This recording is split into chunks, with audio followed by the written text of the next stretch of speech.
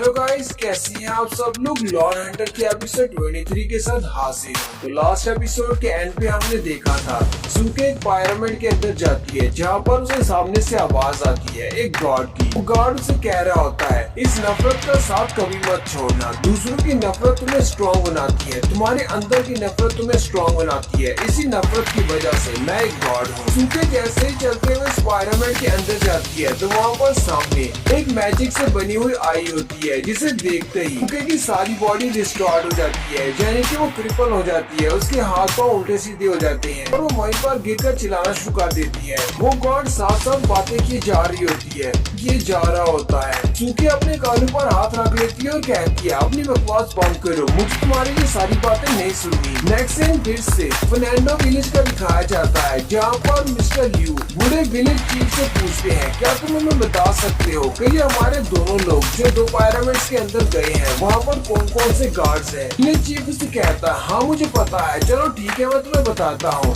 उसी वक्त एक बंदा उसके सामने एक मैप लेकर आता है। विलेज चीफ उनको बताता है कि जहाँ पर वो सुरख बालू वाला लड़का गया है, उस पायरामिड के अंदर जो गार्ड है उसका नाम साइते है। ऐसे तो इस पायरामिड को क्लियर करने के लिए दो स्टेजेस होती है, यानी पहली स्टेज तो ये है कि पायरामिड के अंदर बहुत सारे हंटर्स एक साथ जाएं और वो सारे हंटर्स वहाँ पर जाकर फाइट करेंगे, और फाइट करने के बाद उनमें से जो एक बचेगा वही साइते के साथ फाइट कर पाएगा। बाकी के सारे हंटर्स के मरने के बाद जो एक प्लेयर बचेगा वो ग्लैडिएटर मूड में चला जाएगा, यानी कि वही साइते के साथ फाइट करने के काबिल होगा। लेकिन नॉर्मल हालात में अगर वहाँ पर बहुत सारे हंटर्स जाते तो ग्लैडिएटर मूड तक पहुँचने तक वो प्लेयर बहुत ज्यादा थक जाता है और बहुत ज्यादा वीक हो जाता है, और साइते उसके साथ 1-on-1 फाइट करता है, जिसकी वजह से वो प्लेयर भी उससे हार जाता है। जबकि वो सुरख बालू वाला लड़का वहाँ पर अकेला गया है, इसलिए वो डायरेक्टली ग्लैडिएटर मूड में चला जाएगा और उसका पावर लेवल भी सेम रहेगा और वो थका हुआ नहीं होगा, इसलिए शायद उसके पास चांसेस हैं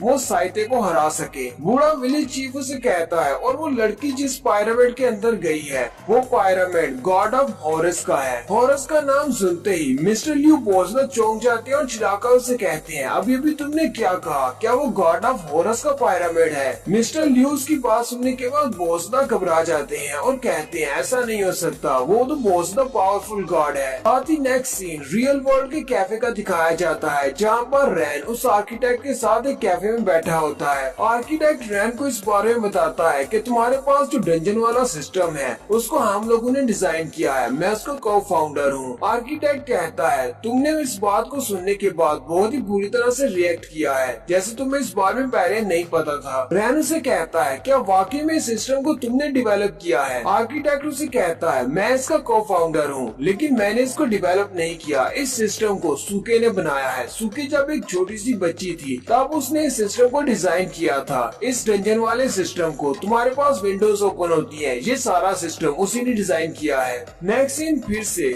फॉरगेटन सी डंजन का दिखाया जाता है। सुरख बालू वाला लड़का अपने पायरामिड के अंदर चला जाता है। जैसे वो पायरामिड में थोड़ा सा आगे जाता है तो वहाँ पर मिसालें जलना शुरू हो जाती है। तो सारी मिसालें एक राउंड दायरे के इर्द गिर्द जल रही होती है, यानी कि वो एक अरीना होता है, फाइटिंग अरीना, जहाँ पर ग्लैडिएटर्स फाइट कर सकते हैं। वो लड़का सामने की तरफ देखता है तो सीढ़ियों के ऊपर से एक गार्ड उतरता हुआ आ रहा होता है, उसका नाम साथी होता है। तो सुरख बालू वाला लड़के से कहता है, तुम्हारा यहाँ पर वेलकम करता हूँ, तुम अपने ग्लैडिएटर मूड में आ गए हो, हम दोनों यहाँ पर फाइट करने वाले हैं। मैं गॉड गेब का बेटा हूँ, मुझे गॉड ऑफ स्ट्रेंथ भी कहा जाता है, और मेरा नाम साइते है। साइते रैन के सामने आकर खड़ा हो जाता है, जबकि रैन भी अपनी स्वर्ड निकालता और कहता है, मैं येनलॉन्ग गिल्ड का प्रेसिडेंट हूँ, जो कि फ्यूचर में बहुत ही तरक्की करने वाला है, सिटी एच का नंबर 1 गिल्ड बन जाएगा। मुझे वॉरियर ऑफ लाइट भी कहा जाता है, मेरा नाम सी जैन है। साइते सी जैन से कहता है, तुम तो बहुत ज्यादा बहादुर लग रहे हो, अब जबकि तुम यहाँ तक अकेले पहुँच आए हो, चलो फिर ठीक है, मैं तुम्हारे साथ डायरेक्टली फाइट करूंगा। अगर तुमने मुझे इस फाइट में हरा दिया तो तुम पास हो जाओगे और तुम आगे जा सकते हो। सीजन जल्दी से अपनी तलवार को घुमाते हुए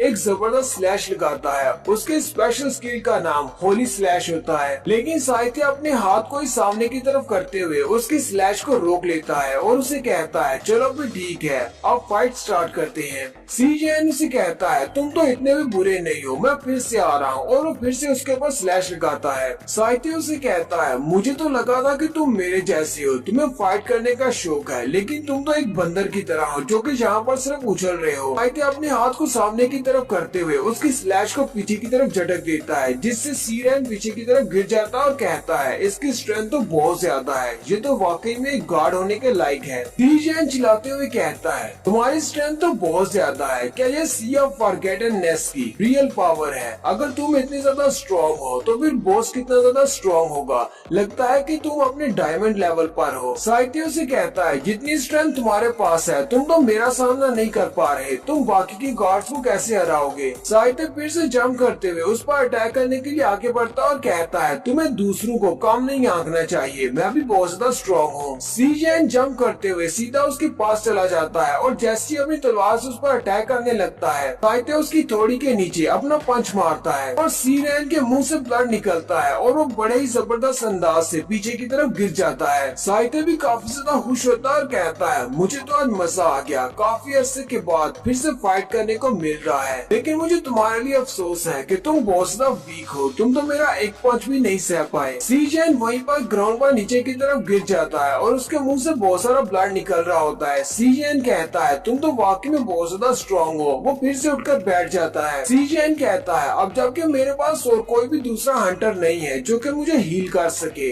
इस गार्ड को हराना इतना भी ज्यादा आसान नहीं होने वाला, मुझे लगता है कि मुझे बहुत सारी मार खानी पड़ेगी। सीरेन अपने पास से एक पोशन वाली बोतल निकालता और कहता है मुझे जल्दी से इस पोशन को पीना होगा और वो जल्दी से उस पोशन को पी जाता है। उस पोशन को पीने के बाद सीरेन कहता है मैं जिस पायरामिड के अंदर हूँ यहाँ का गार्ड तो बहुत ज्यादा स्ट्रॉन्ग है, मुझे नहीं पता कि वो लड़की सूके जो कि अपने पायरामिड में अकेली गई है उसका क्या हुआ होगा, वो तो अब तक मर चुकी होगी। और साथ ही नेक्स्ट सीन में सूके का सीन दिखाया जाता है। सूके अपने पायरामिड के अंदर होती है और बिक्सी से कहती है बिक्सी बैटल मोड में चेंज हो जाओ। वो अपने सामने देखती है तो सामने कोई भी नहीं होता, पूरे का पूरा अरीना खाली होता है। वहीं पर सामने एक बड़ा सा गेट होता है जिसके सामने कुछ सीढ़ियाँ होती हैं और ऊपर से ऐसे लग रहा होता है जैसे कि दो आंखें बनी हुई हैं, उनमें से अंदर की तरफ रोशनी आ रही होती है। सूके उसकी तरफ आगे बढ़ती है और कहती है मुझे नहीं पता कि मैंने इस बॉस को हरा दिया है या नहीं, शायद मैं यहाँ पर पास हो गई हूँ क्योंकि इस पायरामिड के अंदर कोई भी नहीं है। सूके सीढ़ियाँ चढ़ती हुई उस दरवाजे की तरफ आगे जाती है और साथ ही वो रैन के बारे में सोच रही होती है।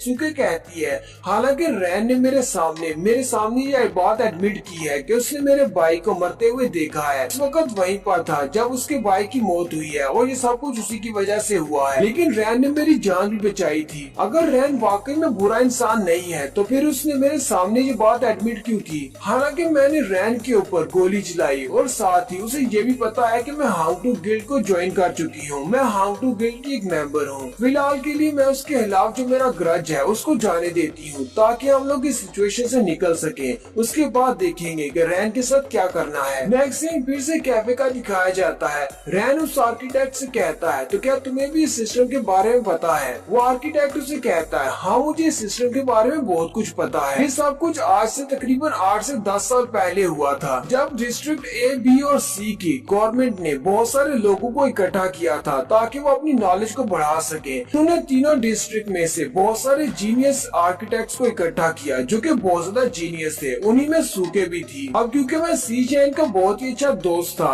इसलिए उसने मुझे भी यहाँ पर रिकमेंड किया। मैं एक आर्किटेक्ट था, मैं भी इनके साथ देने के लिए इनके साथ यहाँ पर आया, लेकिन जब मैं यहाँ पर आया तो मुझे पता चला कि सूके को उन्होंने पहले से यहाँ पर रिक्रूट किया हुआ है। हालांकि मैं सूके से बड़ा हूँ लेकिन तुम सूके को मेरी सीनियर सिस्टर कह सकते। सूके वाकई में एक बहुत बड़ी जीनियस है, उसी ने सारे सिस्टम को डिजाइन किया है। यहाँ पर रेड सिस्टम की बात हो रही है, इवोल्यूशन मूड वाले सिस्टम की, यानी कि इवोल्यूशन मूड वाले सिस्टम को सूके ने डिजाइन किया है। आर्किटेक्ट उसे कहता है हमारे पास सूके के अलावा 5 बड़े जीनियस थे जिन्होंने मिलकर इस सिस्टम को प्रोग्राम किया था, लेकिन बाद में कुछ अजीब हो गया। गवर्नमेंट ने उनमें से 4 लोगों को एक्सपेरिमेंट के लिए यूज किया। एक्सपेरिमेंटेशन के बाद सूके की हालत बहुत ज्यादा खराब हो गई। तुम उसे इस तरह भी कह सकते हो जैसे उसे एक पर्सनालिटी चेंज मिल गया। पहले जो कि वो एक बहुत ही जीनियस आर्किटेक्ट समझी जाती थी, अब वो बिल्कुल बेकार हो गई थी, सिर्फ अपने भाई के भरोसे सारा दिन अपने घर में ही रहती थी। गवर्नमेंट ने भी उस प्रोजेक्ट को बंद कर दिया। रैन उसे कहता है क्या तुम्हें उस प्रोजेक्ट के बारे में पता है कि गवर्नमेंट जिस प्रोजेक्ट के लिए एक्सपेरिमेंटेशन कर रही थी वो प्रोजेक्ट कौन सा था? क्या तुम्हें उस प्रोजेक्ट के बारे में पता है? आर्किटेक्ट उसे कहता है मुझे इस सब के बारे में ज्यादा कुछ नहीं पता क्योंकि गवर्नमेंट ने ये सब कुछ हमसे छुपा कर रखा। उन्होंने बस हमारे जैसे आर्किटेक्ट्स को हायर किया था एक प्रोग्राम बनाने के लिए। हमें नहीं पता कि उन्होंने इस प्रोग्राम के साथ क्या किया या पीछे कैसा प्रोग्राम था, हमें सारी बात नहीं बताई गई। रैन उसे कहता है, क्या तुम्हें पता है कि डबल वेकन क्या होता है? आर्किटेक्ट उसकी बात सुनकर बहुत हैरान हो जाता है और कहता है, अब ऐसा मत कहना कि तुम एक डबल वेकनर हो। रैन उसे कहता है, मुझे लगता है कि तुमने भी अपग्रेडेड डंजन्स को देखा है, इवोल्यूशन मोड वाली डंजन्स को। नेक्स्ट सीन फिर से फॉरगेटन सी डंजन का दिखाया जाता है, जहाँ पर मिस्टर लियू बहुत ज्यादा परेशान होती है क्योंकि सुके जिस पिरामिड के अंदर गई है वहाँ के गॉड का नाम हॉरेस है। गिल्ड लीडर उसे कहता है, मिस्टर लियू इसमें परेशान होने वाली कौन सी बात है, वो वहाँ पर जाकर बॉस के साथ फाइट करेगी। मिस्टर लियू से कहते हैं, परेशान होने वाली बात तो ये है कि वहाँ पर जो गॉड है उसकी फिजिकल बॉडी नहीं है, वो सिर्फ एक मेज है, क्योंकि वो एक भूल भुलैया है, वो लड़की वहाँ से कभी भी निकल नहीं पाएगी। वहाँ पर जो गॉड है उसकी स्पेशल पावर तुम्हें पता है क्या है? उसकी स्पेशल पावर का नाम गॉड ड्रीम है।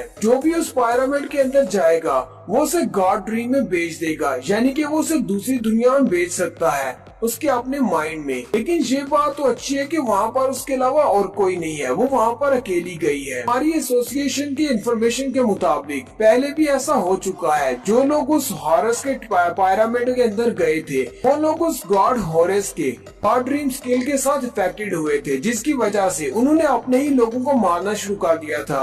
उन्हें ऐसा लगता है कि वो अपने किसी दुश्मन को मार रहे हैं, कि वो हमारे अंदर मौजूद हमारी नफरत को यूज करती है और हमारे सामने उसी बंदे को लाती है जिससे हम लोग बहुत ज्यादा नफरत करते हैं। एक बार सूके को भी दिखाते हैं जो कि गॉड ड्रीम के अंदर फंस चुकी है। सूके एक सड़क के ऊपर होती है जहाँ पर बहुत सारे लोग चल रहे होते हैं। सूके कहती है, मैं यहाँ पर कैसे आ गई? उसी वक्त उसके पास से रैन गुजरता है। सूके उसे देखकर पहचान जाती है और उसके पीछे भागना शुरू करती है। मिस्टर लियू कहते हैं, नॉर्मल कंडीशन में जब हम लोग डंजन के अंदर जाते हैं तो हमारे साथ बहुत ही पावरफुल मैजिशियंस होते हैं या फिर हीलर्स होते हैं जो कि हमें हील कर सकते हैं या फिर उसके इस गॉड ड्रीम को डिस्पेल कर सकते हैं। लेकिन सूके वहाँ पर अकेली गई है, वो उसकी गॉड ड्रीम से नहीं निकल पाएगी। सूके ट्रैफिक के बीच से भागती हुई जा रही होती है। गाड़ियों वाले ब्रेक्स लगाते हैं और कहते हैं, क्या तुम पागल हो? क्या तुम नीचे आकर मरना चाहती हो? लेकिन वो रैन के पीछे पीछे भाग रही होती है। मिस्टर लियू कहते हैं, सूके की पर्सनैलिटी को देखकर लगता है कि वो तो अब तक हॉरेस के पाम में आ चुकी होगी, यानी कि उसके जाल में फंस चुकी होगी। सूके भागती हुई जाती है और रैन के कंधे पे हाथ रखते हुए कहती है, रैन यहीं पर रुको। रैन वहीं पर रुक जाता है, लेकिन उसी वक्त पीछे से गाड़ी आती है और सूके को ठोक देती है। सूके ऊपर की तरफ उछलकर जमीन के ऊपर गिर जाती है। और यहीं पर हमारी एपिसोड 23 का एंड होता है। एक्सप्लेनेशन अच्छी लगी हो तो कमेंट करके जरूर बताइएगा। चैनल को सब्सक्राइब कर दे, वीडियो को लाइक और शेयर कर दे। शुक्रिया।